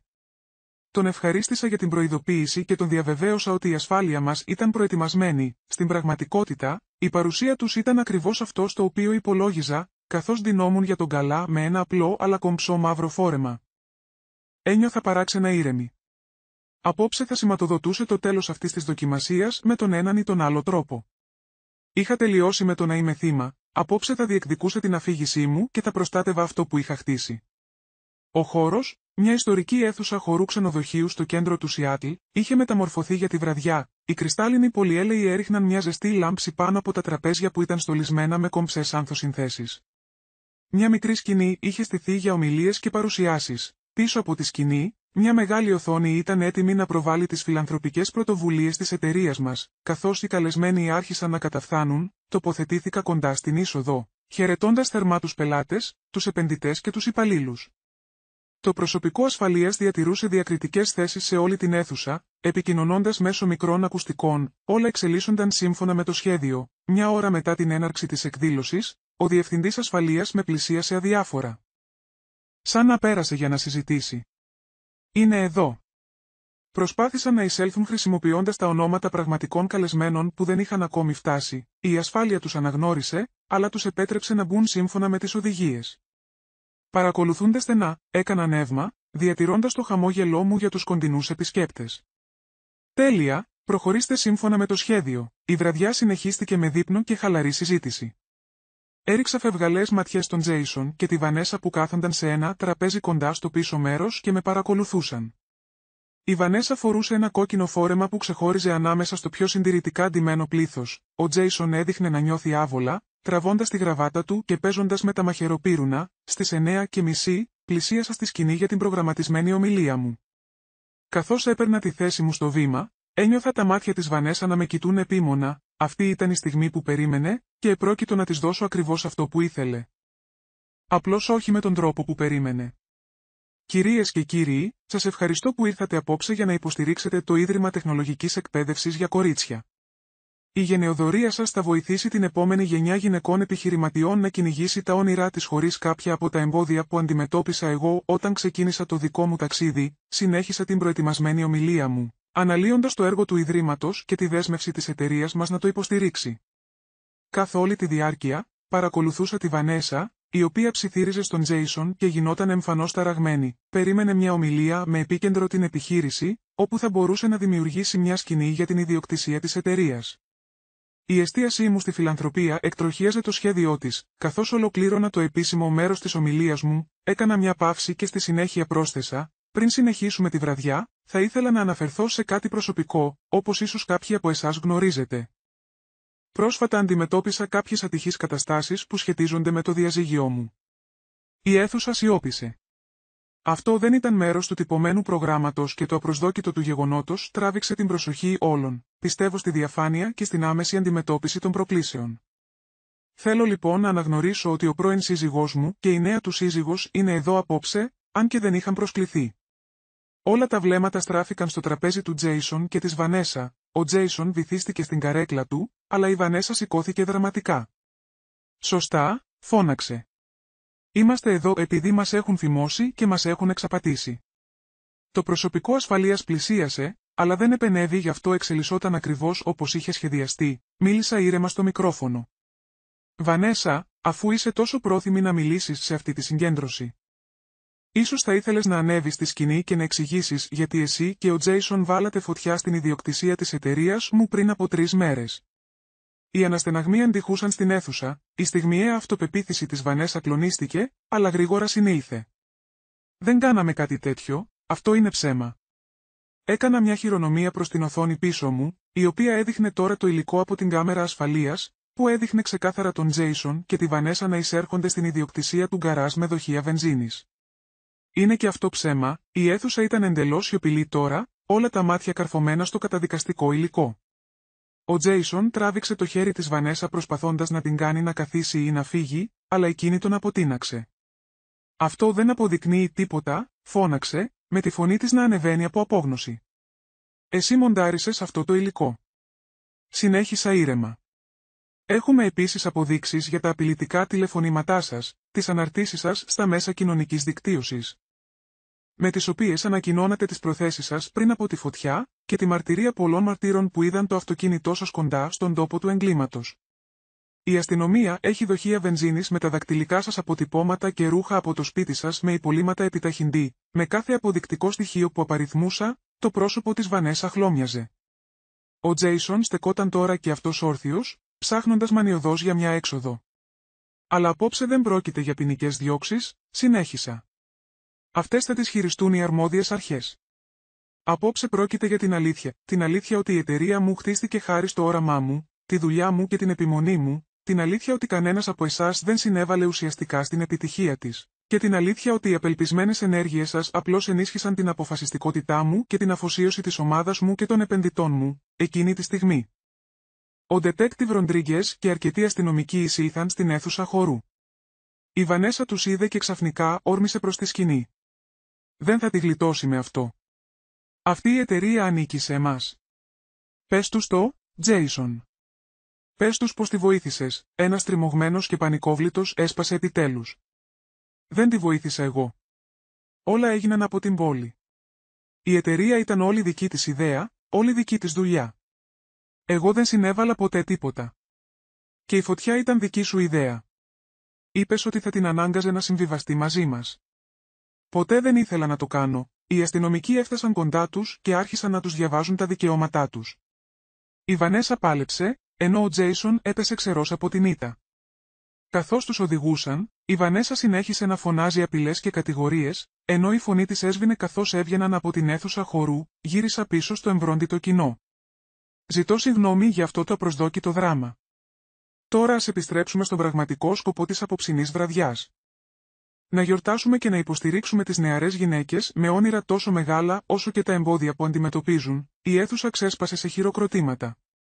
Πελάτες, επενδυτές και εργαζόμενοι με πλησίασαν καθ' όλη τη διάρκεια της υπόλοιπης βραδιάς, εκφράζοντας την υποστήριξή τους και τον θαυμασμό τους για τον τρόπο με τον οποίο χειρίστηκα την κατάσταση. Η εκδήλωση, παρά ή ίσως εξαιτίας της δραματικής αντιπαράθεσης, είχε τεράστια επιτυχία, συγκεντρώνοντας ρεκόρ χρημάτων για το Ίδρυμα. Αφού αποχώρησε και ο τελευταίος καλεσμένος, καθόμουν μόνη μου στην άδεια αίθουσα χορού, συναισθηματικά και σωματικά εξαντλημένη.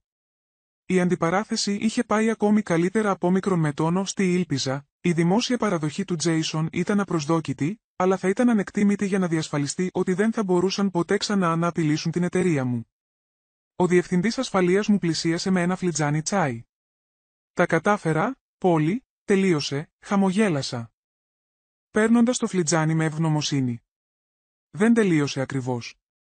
Αλλά το τέλος είναι ορατό, τα επακόλουθα του φιλανθρωπικού γκαλά εκτυλίχθηκαν γρήγορα. Ο Τζέισον και η Βανέσα συνελήφθησαν επίσημα και κατηγορήθηκαν για εμπρισμό, διάρρηξη, καταστροφή περιουσίας, παρενόχληση και απόπειρα εκβίασης. Τα στοιχεία εναντίον τους ήταν συντριπτικά, ιδίως μετά τη δημόσια ομολογία του Τζέισον. Η είδηση της σύλληψής τους έγινε πρωτοσέλιδο σε τοπικό επίπεδο, ενώ την ιστορία ανέλαβαν και ορισμένα εθνικά επιχειρηματικά έντυπα. Αντί να κρυφτώ από τη δημοσιότητα, αποφάσισα να ελέγξω την αφήγηση, έδωσα μια μοναδική, προσεκτικά σχεδιασμένη συνέντευξη σε ένα έγκριτο επιχειρηματικό περιοδικό, εστιάζοντας στην εταιρική ανθεκτικότητα και τη σημασία της προετοιμασίας για προσδόκητες κρίσεις. Την επομένη των συλλήψεων, συγκάλεσα σύσκεψη για όλη την εταιρεία. Οι υπάλληλοι μας άξιζαν να ακούσουν απευθείας από εμένα για το τι είχε συμβεί και τι σήμαινε για το μέλλον μας, κοιτάζοντας μπροστά σε 200 υπαλλήλους στη μεγαλύτερη αίθουσα συσκέψεών μας, με εκατοντάδες άλλους να συμμετέχουν εξ αποστάσεως από άλλες τοποθεσίες, ένιωσα ένα κύμα ευγνωμοσύνης για την αφοσίωσή τους καθ' όλη τη διάρκεια αυτής της δοκιμασίας. Θέλω να ευχαριστήσω τον καθένα από εσάς για την αφοσίωσή σας κατά τη διάρκεια αυτών των δύσκολων εβδομάδων, άρχισα. Αυτό που ξεκίνησε ως προσωπική επίθεση έγινε επίθεση στην εταιρεία μας, σε αυτό που έχουμε χτίσει όλοι μαζί. Η ανταπόκρισή σας δεν ήταν τίποτα λιγότερο από εξαιρετική, εξήγησα την κατάσταση με ειλικρίνεια, χωρίς να δραματοποιήσω ή να υποβαθμίσω τα γεγονότα. Μοιράστηκα τα σχέδια μας για ενισχυμένα μέτρα ασφαλείας και διαβεβαίωσα όλους ότι η εταιρεία ήταν οικονομικά και λειτουργικά υγιής. Η ευρωπαϊκή επέκταση προχωρούσε όπως είχε προγραμματιστεί. Με όλους τους επενδυτές να έχουν δεσμευτεί πλήρως, μια γενναία υπάλληλος σήκωσε το χέρι της κατά τη διάρκεια της περίοδου ερωτήσεων. «Είσαι καλά, Πόλη?» Ήταν τόσα πολλά για να τα διαχειριστεί ένα άτομο. Η ερώτηση, τόσο απλή και ανθρώπινη, με ευνηδίασε. Για εβδομάδες, είχα επικεντρωθεί στην εταιρεία, στη στρατηγική, στην προστασία. Είχα παραμερίσει τα προσωπικά μου συναισθήματα για να αντιμετωπίσω την κρίση. «Τα καταφέρνω», απάντησα με ειλικρίνεια. Αυτή η εμπειρία ήταν δύσκολη αλλά και αποσαφινιστική. Μου έδειξε τη δύναμη αυτού που έχουμε χτίσει μαζί και μου υπενθύμησε γιατί ξεκίνησα αυτή την εταιρεία εξ αρχής. Για να δημιουργήσω κάτι ουσιαστικό, κάτι που βοηθάει τους άλλους, κάτι που διαρκεί, η ανταπόκριση ήταν ένα όρθιο χειροκρότημα που έφερε απροσδόκητα δάκρυα στα μάτια μου. Εκείνη τη στιγμή, συνειδητοποίησα ότι ενώ ο Τζέισον και η Βανέσα προσπάθησαν να μου πάρουν την εταιρεία, άθελά τους ενίσχυσαν τη σύνδεσή μου με αυτήν και με τους ανθρώπους που την έκαναν επιτυχημένη. Οι νομικές διαδικασίες προχώρησαν. Τόσο ο Τζέισον όσο και η Βανέσα δεν πληρώθηκαν εγγύηση λόγω της σοβαρότητας των κατηγοριών και του κινδύνου που αποτελούσαν για εμένα και την εταιρεία. Οι ξεχωριστοί δικηγόροι τους άρχισαν να έρχονται σε επαφή με τη νομική μας ομάδα. Διερευνώντας την πιθανότητα συμφωνιών για ομολογία, έδωσα εντολή στους δικηγόρους μας να επικεντρωθούν σε 3 αδιαπραγμάτευτους όρους. Πρώτον, πλήρη παραδοχή της ενοχής και δημόσια συγγνώμη. Δεύτερον, νομικά δεσμευτικές συμφωνίες να μην πλησιάσουν ποτέ ξανά εμένα, κανέναν υπάλληλο της εταιρείας ή οποιαδήποτε εγκατάσταση της εταιρείας. Τρίτον, ψυχιατρική αξιολόγηση και θεραπεία για τη Βανέσα, η συμπεριφορά της οποίας υποδήλωνε σοβαρά υποκείμενα προβλήματα, ενώ η ποινική υπόθεση προχωρούσε, καταθέσαμε αστικές αγωγές εναντίον και των δύο για ζημιές στην ιδιοκτησία του γκαράζ. Διακοπή της λειτουργίας της επιχείρησης και συναισθηματική οδύνη. Τα αποδεικτικά στοιχεία υποστήριζαν τους ισχυρισμούς μας τόσο εμπεριστατωμένα που οι δικηγόροι τους άρχισαν να συζητούν σχεδόν αμέσως για διακανονισμό, καθ' όλη τη διάρκεια αυτής της περίοδου. Διατήρησα την εστίασή μου στην ανάπτυξη της εταιρείας. Η ευρωπαϊκή επέκταση ξεκίνησε με επιτυχία. Αποκτήσαμε έναν μικρότερο ανταγωνιστή του οποίου η τεχνολογία συμπλήρωνε τη δική μας. Η τιμή της μετοχής μας, η οποία είχε διακυμάνσεις κατά τη διάρκεια της κρίσης, σταθεροποιήθηκε και στη συνέχεια έφτασε σε νέα υψηλά επίπεδα. 3 μήνες μετά τις συλλήψεις, έλαβα ένα τηλεφώνημα από τον επικεφαλής νομικό μας σύμβουλο. Ο Τζέισον θέλει να σας συναντήσει. Λέει ότι έχει πληροφορίες που πρέπει να γνωρίζετε για τη Βανέσα και θέλει να επανορθώσει. Η άμεση αντίδρασή μου ήταν σκεπτικισμός. Γιατί να συμφωνήσω να συναντηθώ με κάποιον που είχε προσπαθήσει να καταστρέψει την εταιρεία μου, η Σάρα εξήγησε. Το προσφέρει αυτό ως μέρος της συμφωνίας του για την απολογία του. Θα δηλώσει ένοχος για όλες τις κατηγορίες και θα καταθέσει εναντίον της Βανέσα με αντάλλαγμα μια μειωμένη ποινή. Μέρος της ομολογίας του είναι να σας πει τα πάντα για τα σχέδια και τα κίνητρά τους. Μετά από προσεκτική σκέψη και πολλές προφυλάξεις ασφαλείας, συμφώνησα στη συνάντηση. Θα λάμβανε χώρα στο γραφείο του εισαγγελέα με την παρουσία δικηγόρων και τον Τζέισον υποκράτηση. Το να βλέπω τον Τζέισον με χειροπέδες και τη στολή της φυλακής ήταν συγκλονιστικό. Ο γεμάτος αυτοπεποίθηση, μερικές φορές αλαζόνας άντρας που είχα παντρευτεί φαινόταν συντετριμμένος. Με το ζόρι ανταποκρινόταν στα μάτια μου όταν μπήκα στο δωμάτιο. «Σας ευχαριστώ που δεχτήκατε να με δείτε», άρχισε, με τη φωνή του να ξεπερνάει μετάβια στον ψίθυρο. «Είμαι εδώ για να ακούσω». Απάντησα ουδέτερα. Αυτό που ακολούθησε ήταν μια εξομολόγηση που ξεπέρασε τις χειρότερες υποψίες μου. Ο Τζέισον αποκάλυψε ότι η Βανέσα είχε ιστορικό στοχοποίησης επιτυχημένων ανθρώπων, ιδιαίτερα επιτυχημένων γυναικών, με είχε ερευνήσει διεξοδικά πριν καν συναντήσει τον Τζέισον, αναγνωρίζοντάς τον ως έναν πιθανό τρόπο πρόσβασης στον πλούτο μου. Η σχέση τους είχε υπολογιστεί από την αρχή, με τον Τζέισον είτε ως πρόθυμο συνεργό είτε ως χειραγωγημένο πιόνι, ανάλογα με το ποια κομμάτια της ιστορίας του πίστευε κανείς. Το πιο ενοχλητικό ήταν η αποκάλυψη του Τζέισον ότι η φωτιά στον γκαράζ επρόκειτο να είναι μόνο η αρχή. Η Βανέσα είχε σχέδια να βάλει ως επόμενο στόχο τα κεντρικά μας γραφεία, χωρίς να ενδιαφέρεται για τους υπαλλήλους που μπορεί να βρίσκονταν μέσα. Είχε επίσης συγκεντρώσει προσωπικές πληροφορίες για μένα και για αρκετά βασικά στελέχη σχεδιάζοντας να τις χρησιμοποιήσει για παρενόχληση και εκφοβισμό. «Θέλω να ξέρεις πόσο λυπάμαι», είπε ο Τζέισον στο τέλος της εξομολόγησης του. «Ήμουν αδύναμος και άπλιστος και ζήλευα την επιτυχία σου. Αυτό που κάναμε ήταν ασυγχώρητο, κάθισα σιωπηλά και επεξεργάστηκα όλα όσα είχε πει. Η συγγνώμη του φαινόταν ειλικρινής, αλλά δεν άλλαζε τίποτα σχετικά με το κακό που είχαν προκαλέσει ή προσπάθησαν να προκαλέσουν. «Εκτιμώ την ειλικρίνειά σου», απάντησα τελικά. «Θα βοηθήσει να διασφαλιστεί ότι τα κατάλληλα μέτρα ασφαλείας θα παραμείνουν σε ισχύ». Καθώς σηκώθηκα να φύγω, ο Τζέισον έκανε μια τελευταία ερώτηση. «Μπορείς ποτέ να με συγχωρέσεις?» Σκέφτηκα προσεκτικά την ερώτηση. Η συγχώρεση δεν ήταν κάτι που θα μπορούσα να του προσφέρω εκείνη τη στιγμή, ούτε ήταν κάτι που είχε κερδίσει απλά και μόνο με την ομολογία του υπό την πίεση των ποινικών κατηγοριών. «Η συγχώρεση είναι μια διαδικασία, όχι ένα γεγονός», του είπα. «Αυτή τη στιγμή επικεντρώνομαι στο να προχωρήσω μπροστά με τη ζωή μου και την εταιρεία μου. Ίσως κάποια μέρα η συγχώρεση να αποτελέσει μέρος αυτού του ταξιδιού. Αλλά σήμερα το πιο σημαντικό είναι ότι αποδίδεται δικαιοσύνη και ότι εσείς οι δύο δεν θα μπορείτε πλέον να απειλείτε αυτό που έχω χτίσει», ο Ιάσονας έγνεψε, κατανοώντας τα όρια που είχα θέσει. Καθώς έφυγα από τη συνάντηση, δεν ένιωσα καμία ικανοποίηση ή δικαίωση, παρά μόνο μια ήρεμη ανακούφιση που αυτό το κεφάλαιο πλησίαζε στο τέλος του. Οι ποινικές υποθέσεις είχαν επιληθεί εντός του έτους. Ο Τζέισον αποδέχτηκε μια συμφωνία για ποινή φυλάκισης 5 ετών με δυνατότητα αναστολής μετά από 3 χρόνια. Η Βανέσα, αρνούμενη οποιαδήποτε συμφωνία, πήγε σε δίκη και καταδικάστηκε σε 12 χρόνια για συνωμοσία για εμπρισμό και συναφείς κατηγορίες. Οι αστικές αγωγές διευθετήθηκαν με δικαστικές αποφάσεις που θα τους έπαιρνε δεκαετίες για να τις πληρώσουν αποτελεσματικά, εξασφαλίζοντας ότι δεν θα είχαν ποτέ τα οικονομικά μέσα να απειλήσουν ξανά εμένα ή την εταιρεία, με την επίλυση των νομικών υποθέσεων. Μπόρεσα επιτέλους να επικεντρωθώ πλήρως στην επούλωση και την ανοικοδόμηση. Το καμένο γραφείο του γκαράζ έγινε μια προσδόκητη ευκαιρία. Αντί να το ξαναχτίσω απλώς ως αποθηκευτικό χώρο, αποφάσισα να το μετατρέψω σε κάτι ουσιαστικό. Ένα χρόνο μετά την πυρκαγιά, πραγματοποιήσαμε μια μικρή τελετή για να εγκαινιάσουμε αυτό που τώρα ονομάζαμε Origin Lab.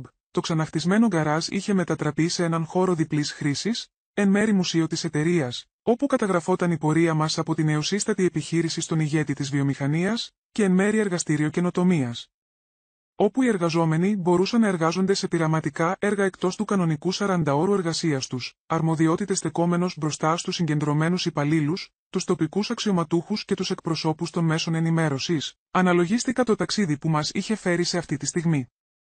Όταν κάηκε αυτό το κτίριο, έχασα κάτι περισσότερο από την περιουσία μου, έχασα μια φυσική σύνδεση με την αρχή του ταξιδιού της εταιρείας μας. Όμως, με την ανοικοδόμηση, δημιουργήσαμε κάτι που όχι μόνο τιμά το παρελθόν μας, αλλά μας οθεί στο μέλλον. Το Origin Lab έγινε σύμβολο ανθεκτικότητας στην εταιρική κουλτούρα.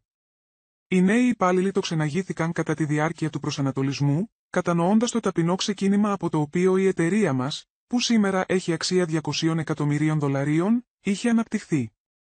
Τα έργα καινοτομίας που αναπτύχθηκαν εκεί οδήγησαν σε 2 σημαντικές νέες σειρές προϊόντων μέσα στον πρώτο χρόνο. Πέρα από τη φυσική ανοικοδόμηση, επικεντρώθηκα στο προσωπικό μου ταξίδι θεραπείας. Η προδοσία, η παρενόχληση και οι επιθέσεις είχαν αφήσει συναισθηματικά σημάδια που απαιτούσαν προσοχή. Άρχισα να συνεργάζομαι με έναν θεραπευτή που ειδικεύεται στο τραύμα και την προδοσία. Μαθαίνοντας να επεξεργάζομαι την εμπειρία με υγιείς τρόπους, βρήκα επίσης απροσδόκητη υποστήριξη σε μια ομάδα ηγετών επιχειρήσεων ειδικά για γυναίκες που είχαν αντιμετωπίσει σημαντικές προκλήσεις. Η μηνιαία συνάντηση με άλλους που κατανοούσαν τις μοναδικές πιέσεις της διατήρησης της ηγεσίας μέσα από προσωπικές κρίσεις αποδείχθηκε ανεκτήμητη.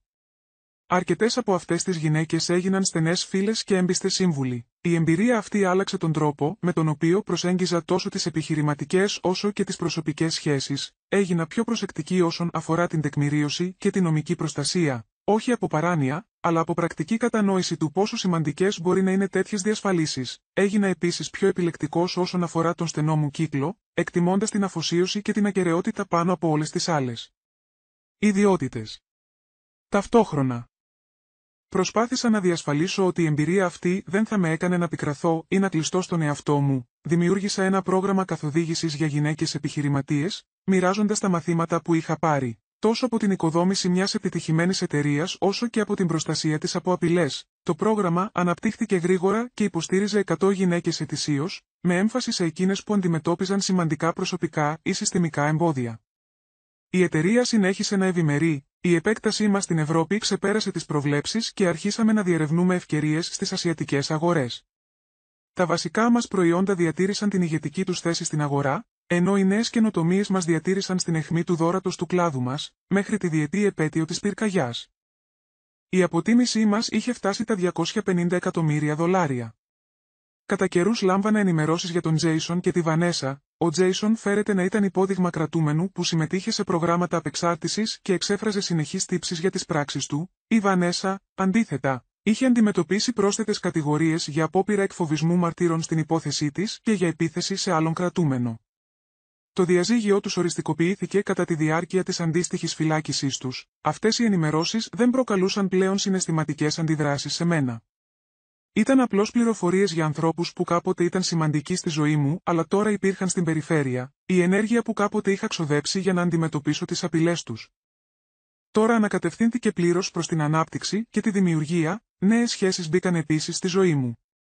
Ανέπτυξα στενές φιλίες με αρκετές γυναίκες της επιχειρηματικής κοινότητας που είχαν αντιμετωπίσει παρόμοιες προκλήσεις, άρχισα ακόμη και να βγαίνω ξανά ραντεβού, προσεγγίζοντας τις ρομαντικές σχέσεις με μεγαλύτερη προσοχή, αλλά και με μεγαλύτερη σαφήνεια για το τι ήθελα και τι άξιζα. Στην τρίτη επέτειο της πυρκαγιάς, δημοσίευσα ένα άρθρο σε ένα μεγάλο επιχειρηματικό περιοδικό σχετικά με την εταιρική ανθεκτικότητα και τη διαχείριση κρίσεων, χωρίς να εντυπωσιάσω τις προσωπικές πτυχές, μοιράστηκα τα επιχειρηματικά διδάγματα από την εμπειρία μας, τη σημασία των ολοκληρωμένων πρωτοκόλων ασφαλείας, των στρατηγικών επικοινωνίας και της διατήρησης της εστίασης στις βασικές λειτουργίες κατά τη διάρκεια περιφερειακών απειλών. Το άρθρο είχε μεγάλη απήχηση, οδηγώντας σε προσκλήσεις για ομιλίες σε επιχειρηματικά συνέδρια και πανεπιστήμια, αποδέχτηκα επιλεκτικά χρησιμοποιώντας αυτές τις πλατφόρμες για να υποστηρίξω την καλύτερη προστασία των ιδιοκτητών επιχειρήσεων και τις μεταρρυθμίσεις στον τρόπο με τον οποίο το νομικό σύστημα χειρίζεται τις περιπτώσεις παρενόχλησης και δολιοφθοράς κατά επιχειρήσεων. Μέσα σε όλα αυτά, διατήρησα μια πρακτική τακτικού αναστοχασμού σχετικά με το τι με δίδαξε η εμπειρία αυτή. Τα πιο βαθιά διδάγματα δεν αφορούσαν τα συστήματα ασφαλείας ή τη νομική προστασία, αν και αυτά ήταν σημαντικά. Τα βαθύτερα μαθήματα αφορούσαν την ανθρώπινη φύση, την ανθεκτικότητα και τη δύναμη της κοινότητας. Έμαθα ότι η επιτυχία σε κάνει στόχο, αλλά σου παρέχει επίσης πόρους για να προστατευτείς, αν τους χρησιμοποιήσεις με σύνεση. Έμαθα ότι η τεκμηρίωση δεν είναι παράνοια, αλλά σύνεση. Έμαθα ότι η αληθινή αφοσίωση αποκαλύπτεται κατά τη διάρκεια κρίσεων, όχι γιορτών. Το πιο σημαντικό. Έμαθα ότι αυτό που οι άλλοι προσπαθούν να κάψουν μπορεί να γίνει το θεμέλιο για κάτι ισχυρότερο. Η επίθεση στην εταιρεία μου τελικά την ενίσχυσε. Η προσπάθεια να με μειώσουν τελικά με ενδυνάμωσε. Η προσπάθεια απομόνωσής μου με συνέδεσε τελικά με μια κοινότητα υποστηρικτικών, ομοειδεατών ανθρώπων. Η διαδικασία της συγχώρεσης παραμένει σε εξέλιξη, όχι προς όφελος του Τζέισον και της Βανέσα, αλλά για τη δική μου ψυχική ηρεμία. Έχω φτάσει σε ένα σημείο όπου οι σκέψεις τους δεν διαταράσσουν πλέον τη μέρα μου ή δεν ενοχλούν τον ύπνο μου, οι πράξεις τους δεν καθορίζουν πλέον κανένα μέρος της ταυτότητας ή της επιτυχίας μου. Αυτή η ελευθερία από την επιρροή τους είναι ίσως η πιο σημαντική νίκη από όλες. Καθώς η εταιρεία μας συνεχίζει να αναπτύσσεται και να εξελίσσεται, σκέφτομαι συχνά εκείνο το απελπισμένο πρωινό όταν έλαβα το τηλεφώνημα για τη φωτιά, τον πανικό, τον φόβο. Την αβεβαιότητα για το αν το έργο της ζωής μου κυριολεκτικά θα τυλιγόταν στις φλόγες. Πόσο παράξενο είναι ότι μια στιγμή τέτοιου τρόμου θα μπορούσε τελικά να οδηγήσει σε μεγαλύτερη δύναμη, διάβγεια και επιτυχία. Η ζωή σπάνια ακολουθεί τα μονοπάτια που περιμένουμε. Μερικές φορές οι χειρότερες εμπειρίες οδηγούν στα καλύτερα αποτελέσματα, όχι επειδή οι ίδιες οι εμπειρίες ήταν πολύτιμες, αλλά εξαιτίας του τρόπου με τον οποίο επιλέγουμε να ανταποκριθούμε σε αυτές. Η εταιρεία που στέκεται σήμερα δεν είναι επιτυχημένη παρά τα όσα συνέβησαν, αλλά κατά κάποιο τρόπο εξαιτίας τους. Οι προκλήσεις ανάγκασαν την καινοτομία, ενίσχυσαν την ομαδική μας κουλτούρα και αποσαφήνισαν τις αξίες μας με τρόπους που ίσως να μην είχαν συμβεί ποτέ διαφορετικά. Έχει απειληθεί ή δεχτεί επίθεση κάτι πολύτιμο στη ζωή σας? Πώς αντιδράσατε και τι μάθατε από την εμπειρία αυτή? Μοιραστείτε την ιστορία σας στα σχόλια παρακάτω, και αν βρήκατε αξία στο ταξίδι μου, κάντε like σε αυτό το βίντεο. Εγγραφείτε στο κανάλι και μοιραστείτε το με κάποιον που μπορεί να αντιμετωπίζει τις δικές του προκλήσεις αυτή τη στιγμή. Μερικές φορές το να γνωρίζετε ότι άλλοι έχουν περπατήσει παρόμοια μονοπάτια και βγήκαν πιο δυνατοί μπορεί να κάνει όλη τη διαφορά. Σας ευχαριστώ που με ακούσατε. Και να θυμάστε ότι οι μεγαλύτερες προκλήσεις σας συχνά περιέχουν τους πόρους της μεγαλύτερης ανάπτυξής σας.